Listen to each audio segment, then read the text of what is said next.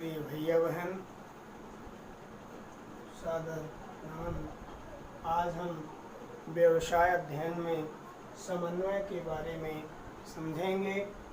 समन्वय क्या है, समन्वय से क्या आशय है। तो समन्वय का आशय है आपसी तालमेल। आपसी तालमेल यानी व्यावसायिक विभिन्न गतिविधियां जैसे क्रय विक्रय, उत्पादन, वित्त, सेवावर्गी आदि जो क्रियाएं हैं, उन सभी क्रियाओं में आपसी तालमेल बनाना ही समन्वय कहलाता है। समन्वय से क्या तात्पर्य है? आपसी तालमेल। समन्वय से तात्पर्य है आपसी तालमेल। तो व्यावसायिक क्रियाएं जैसे क्रय विक्रय, परिवहन, वित्त, सेवावर्गी आदि समस्त व्यावसायिक क्रियाओं में, विभिन्न गतिविधियों में आपसी तालमेल बनाना ही समन्वय कहलाता है। तो समन्वय की परिभाषा क्या हो गई कि कार्य में संचालन की क्रियाओं के साथ, कार्य में व्यावसायिक क्रियाओं के साथ तालमेल बनाना ही समन्वय कहलाता है। इसे हेनरी फेयोल के शब्दों में कहें तो उन्होंने ये कहा कि किसी उपक्रम के कार्य संचालन को सुविधाजनक एवं सफल बनाने के लिए, कार्य के संचालन के उसको सुविधाजनक बनाने के लिए क्या करते हैं, जो हम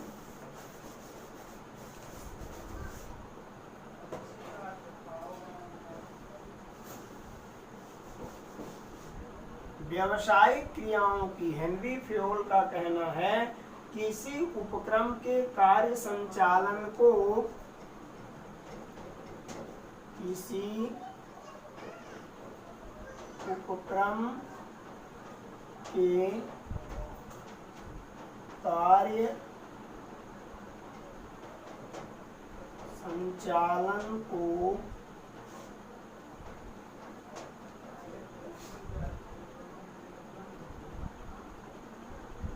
सुविधाजनक एवं सफल बनाने के लिए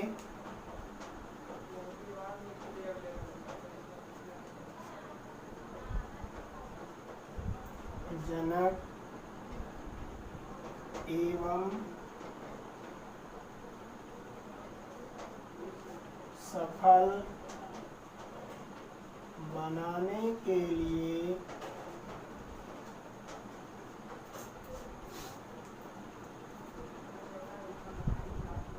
उसकी समस्त क्रियाओं के साथ, उसकी विभिन्न गतिविधियों के साथ तालमेल करना ही हेनरी फेयोल के माध्यम से समन्वय कहलाता है।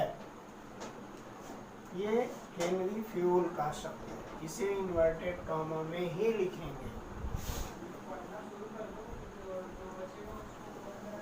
इसके बाद हेनरी फेयोल के बाद मैक्स फारलैंड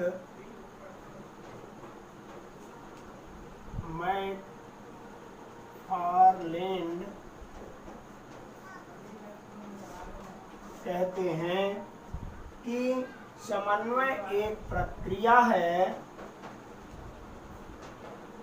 समन्वय एक प्रक्रिया है जिसके द्वारा अधिकारी अपने अधीनस्थ सामूहिक, अधिकारी अपने अधीनस्थ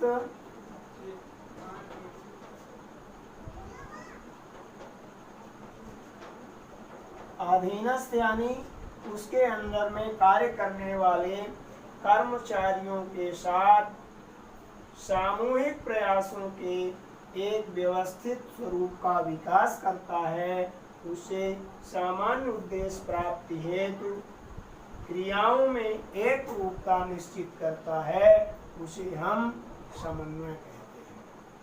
मैक्स फॉरेलिन कहते हैं कि यह एक सतत प्रक्रिया है और इसमें अधिकारी अपने अधीनस्थ कर्मचारियों के साथ जो विभिन्न व्यावसायिक क्रियाएं होती हैं उनके साथ तालमेल बनाकर रखता है, उसे हम समन्वय कहते हैं।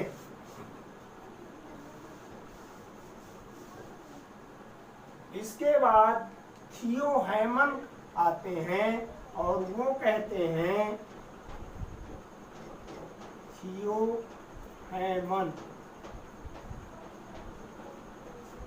हैमन ये कहते हैं कि समन्वय अधीनस्थ कर्मचारियों के कार्यों का इस प्रकार का परस्पर मिलन कराता है कि प्रत्येक कर्मचारी के कार्य की गति, प्रगति और श्रेणी, प्रत्येक कर्मचारी की कार्य की गति, प्रगति और श्रेणी के मध्य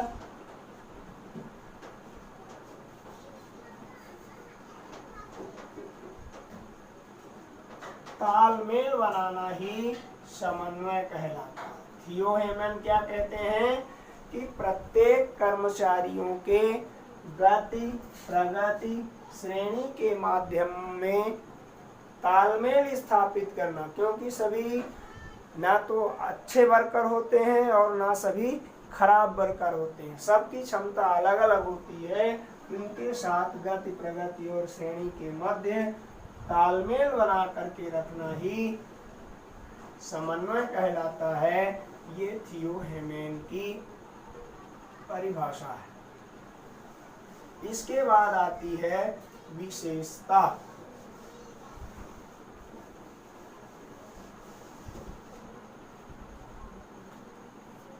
विशेषता में पहली है सतत प्रक्रिया। समन्वय एक सतत प्रक्रिया है।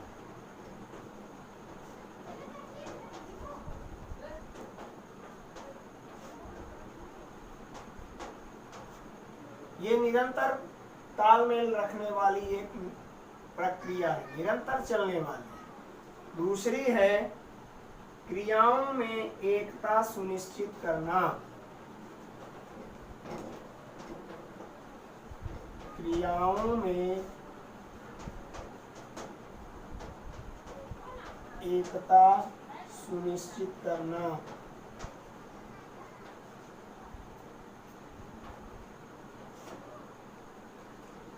क्रियाएं जो हैं उनमें आपस में एक रूपता होनी चाहिए। पूर्व निर्धारित लक्ष्य की प्राप्ति के लिए किया जाता है। समन्वय जो है लक्ष्य जो बना हुआ है, लक्ष्य की प्राप्ति के लिए किया जाता है।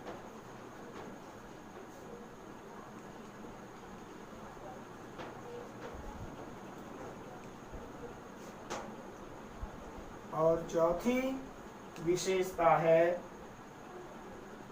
समन्वय एक सर्वव्यापी कार्य है। सर्वव्यापक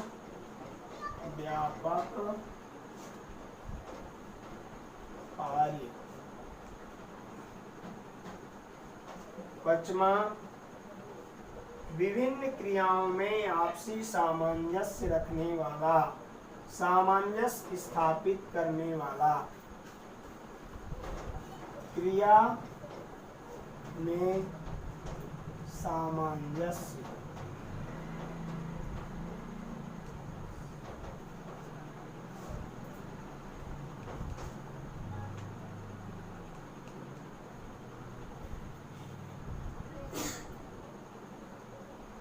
यह समन्वयकों द्वारा किया जाता है।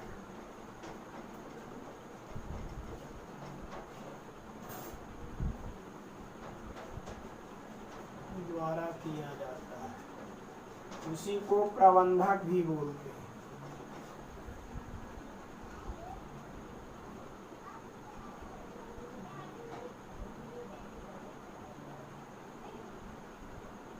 समन्वय प्रबंध की आत्मा है।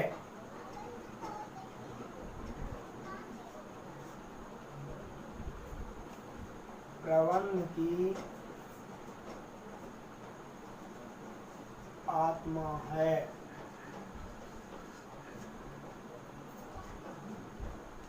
और 8वां है सहकारिता। समन्वय सभी कार्यों का सार भाग है।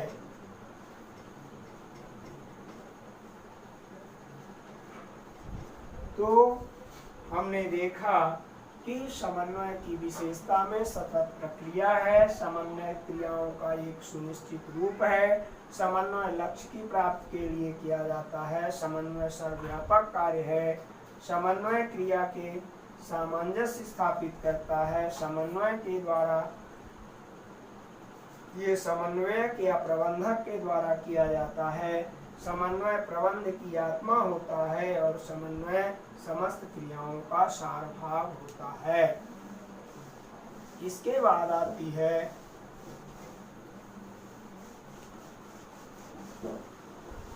समन्वय की प्रकृति।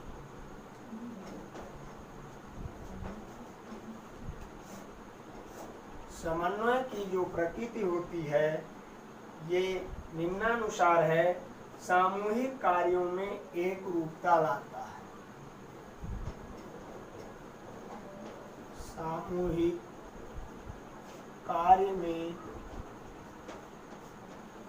एक रूपता।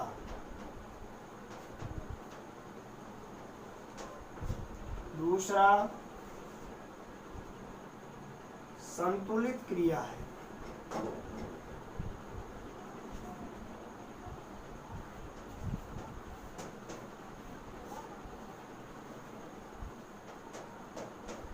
क्रिया है। तीसरा प्रबंधकों का उत्तरदायित्व है।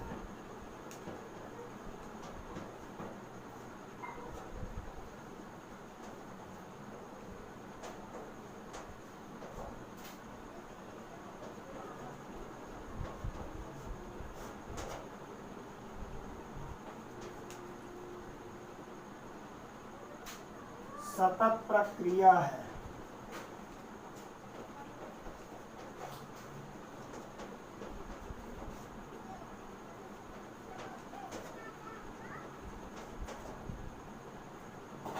सामयिक क्रिया है।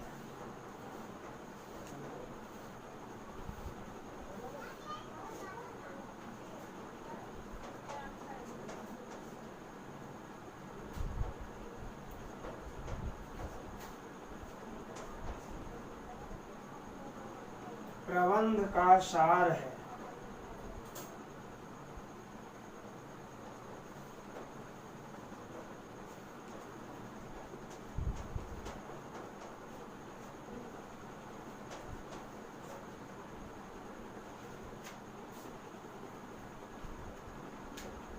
तो इस प्रकार से प्रबंध की प्रकृति के बारे में हमने देखा कि यह एक सामूहिक कार्य है, अकेले नहीं होता, यह संतुलित क्रिया है, प्रबंधकों का उत्तरदायित्व होता है, यह सतत प्रक्रिया है, सामयिक क्रिया है और प्रबंध का सार भाग या मुख्य कार्य होता है।